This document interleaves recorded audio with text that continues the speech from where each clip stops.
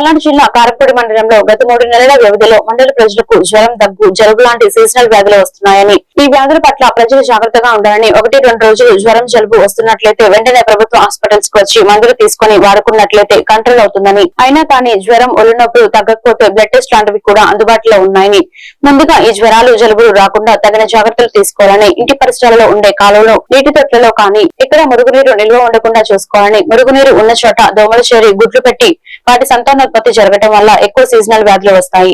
ఎప్పటికప్పుడు ఆ మురుగునీరుని తీసేసి శుభ్రంగా ఉంచుకోవాలని, దోమతెరలు వాడుకోవాలని, తినే ఆహారాలపై ఈగలు, దోమలు వాడకుండా చూసుకోవాలని, ముఖ్యంగా బోరు నీళ్లను కాచుకొని గోరువెచ్చటి నీళ్లను తాగాలని, మరి చిన్నపిల్లలకు దుస్తులు, చేతులకి, కాళ్ళకి పూర్తిగా పొడవాటి దుస్తులు వేయాలని, ఏమైనా ఇబ్బంది జరిగితే వెంటనే దగ్గరలో ఉన్న హాస్పిటల్ కి వెళ్లి చూయించుకోవాలని, తగిన మందులు వాడుకుంటే ఎటువంటి ఇబ్బందులు ఉండవని తెలిపారు. ఊర్లో గానీ మన మండలంలో గానీ కొంచెం ఈ జ్వరాలు, జలుబు, దగ్గు, ఒళ్ళు నొప్పులు ఇట్లా ప్రజలు ఇబ్బందులతోనే ఉన్నారు. దీనికి ఏంటంటే మేము ముందస్తుగా చెప్తున్నది ఏంటంటే అందరూ వచ్చి హాస్పిటల్కి వచ్చి మీకు 1-2 రోజులు జ్వరం, జలుబు ఉండగానే వచ్చి వాటికి వెంటనే మందులు తీసుకొని మందులు వాడుకొని ఉంటే అక్కడితో అది కంట్రోల్ అయిపోతుంది. లేదు జ్వరం ఉంది, ఒళ్ళు నొప్పులు ఉన్నాయి అన్న దానికి తగిన మందులు అవన్నీ తీసుకొని ఒకవేళ కుదిరితే టెస్టులు అవన్నీ ఇక్కడ మన మండల ప్రాథమిక ఆరోగ్య కేంద్రంలో అవుతూ ఉంటాయి. సో మీరు వచ్చి పరీక్షలు, మీకు ఇబ్బంది ఉన్న దాన్ని బట్టి మనం పరీక్షలు కానీ లేదంటే మందులు కానీ అవన్నీ తీసుకోవచ్చు. ముందు అసలు ఈ జ్వరాలు అనేది వ్యాప్తి చెందకుండా మనం తీసుకోవాల్సిన జాగ్రత్తలు ఏంటి అనేది కొంచెం చెప్తాను.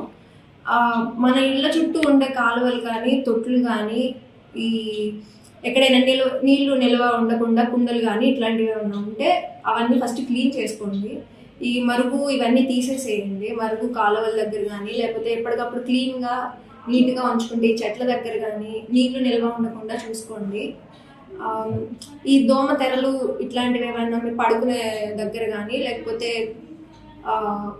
ఇళ్ళ చుట్టూ కానీ లేదా అట్లాంటి దగ్గర కొంచెం ఈ దోమ తెరలు లేకపోతే ఈ దోమ ఇవి ఉంటాయి కదండి, మస్కిటో కాయిల్స్ ఇట్లాంటివి ఏమైనా పెట్టుకోవచ్చు.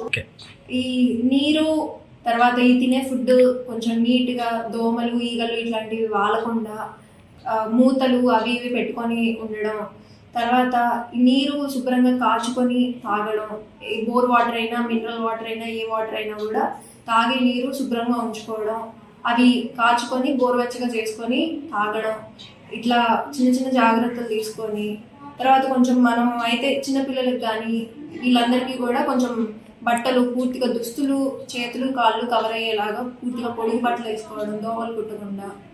వెంటనే ఏదైనా ఇబ్బంది జరిగింది అనగానే ముందుగా ఆసుపత్రిలో చూపించుకోవడం, దగ్గరున్న ఏదో ఒక హాస్పిటల్లో వచ్చి చూపించుకొని దానికి మందులు వాడుకొని జాగ్రత్తలు తీసుకుంటే ఇబ్బందులు ఏమీ ఉండవు.